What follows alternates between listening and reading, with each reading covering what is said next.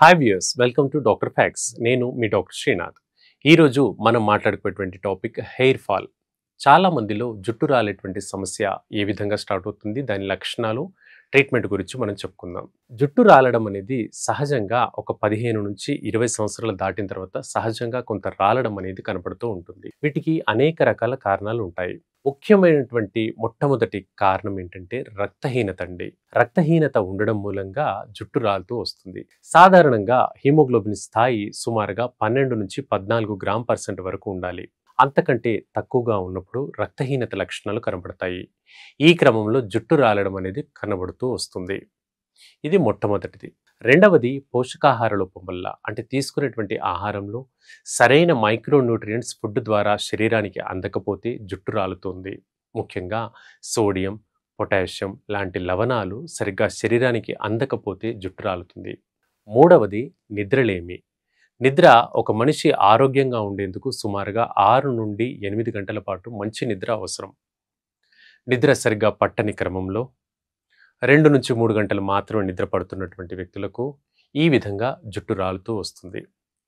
నాలుగవది తీసుకునేటువంటి ఆహారంలో విటమిన్ ఇ అనేది లోపించడం. విటమిన్ ఇ ఎక్కువగా ఉండేటువంటివి ఆల్మండ్స్లో, అంటే బాదం పప్పు, జీడిపప్పు ఇలాంటి వాటిల్లో ఉంటాయి, డ్రై ఫ్రూట్స్లో ఉంటాయి. అవి సరిగ్గా తీసుకోకపోవడం వల్ల జుట్టుకు విటమిన్ ఇ అనేది సరైన పోషణ ద్వారా అందదు. తద్వారా జుట్టు రాలడం జరుగుతుంటుంది. ఇక ఇతర కారణాల్లోకి వెళ్తే రుమటాయిడ్ ఆర్థరైటిస్ అనేటువంటి కీళ్లవాతం ఉంటుంది. ఈ కీళ్లవాతంతో సఫర్ అవుతున్నటువంటి వ్యక్తులకు జుట్టు రాలడం అనేది అత్యంత కామన్గా కనపడుతుంది. అయితే మహిళల్లో ఇది తీవ్రమైనటువంటి ఆత్మన్యూనతకు దారితీస్తూ ఉంటుంది. అయితే కీళ్ల వాతం మాట పక్కన పెట్టి జుట్టు రాలే తీవ్రత అధికంగా ఉందని బాధపడుతూ ఉంటారు ఈ క్రమంలో. తర్వాత డాండ్రఫ్ వల్ల కూడా కొందరిలో పొట్టులాగా, దురదలాగా జుట్టులో ఏర్పడుతూ వస్తుంది. ఇది కూడా జుట్టు రాలేందుకు కారణంగా మారుతూ వస్తుంది. అంతేకాకుండా స్కాల్ప్ సోరియాసిస్ అనేటువంటి చర్మ సమస్యలో కూడా జుట్టు రాలుతూ వస్తుంది. అలాగే జుట్టుకు ప్రాపర్ కేర్ తీసుకోకపోయినా అవుతుంది, ఎక్సెస్ కేర్ వల్ల కూడా అవుతుంది. ప్రాపర్ కేర్ అంటే సరైన న్యూట్రిషన్, అంటే కోకోనట్ ఆయిల్ వారానికి 2 సార్లైనా అప్లై చేసుకోవాలి. అది లేకపోతే రాలుతుంది. అంతేకాకుండా వీటికి ఎక్కువగా వేడి, ఇప్పుడు మనం హెయిర్ డైస్ వాడడము, కెమికల్స్ వాడడము, అలాగే వేడిగా మనము డైస్ బ్లో చేస్తూ ఉంటాము. వీటి వల్ల కూడా మనకు జుట్టు రాలడం కలుగుతుంది. లేదా క్యాన్సర్ తాలూకు ట్రీట్మెంట్స్ ఏమైనా జరుగుతున్న వ్యక్తులకు కానివ్వండి, వీళ్ళల్లో కూడా మనకు జుట్టు రాలేటువంటి సమస్య అధికంగా కనబడుతుంది. ఇక కొన్ని బాల్డ్నెస్ ఉంటాయి, ఫిమేల్ ప్యాటర్న్ బాల్డ్నెస్ అంటాం. అంటే మగవారిలో తల పై భాగంలో జుట్టంతా రాలిపోతూ ఉంటుంది. ముందు భాగం కొంచెం పర్వాలేదు, కాస్త కోమ్ చేసుకునేందుకు అనుకూలంగా ఉంటుంది. తల పై భాగంలో జుట్టు పలచబడి అక్కడ రాలిపోతూ వస్తుంది. ఇవి కొన్ని హార్మోనల్ ఇంబ్యాలెన్స్ వల్ల జరుగుతూ వస్తుంది మగవారిలో.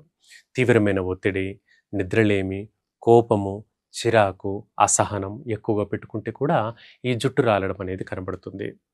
ఇవి జుట్టు రాలడానికి ముందుగా తెల్ల జుట్టు రావడం అనేది కనబడుతుంది. అంటే గ్రే హెయిర్తో మొదలయ్యి జుట్టు రాలడం అనేది కనబడుతూ వస్తుంది. ఇలా ఎన్నో రకాల కారణాల్లో మనకు హెయిర్ ఫాల్ అనేది కనబడుతూ వస్తుంది. ఈ సమస్య ఇప్పుడు మనం చెప్పుకున్న కారణాల్లో ఏదైనా ఉన్నట్లయితే దాన్ని బేస్ చేసుకొని చికిత్సను అవలంబించుకోవాలి.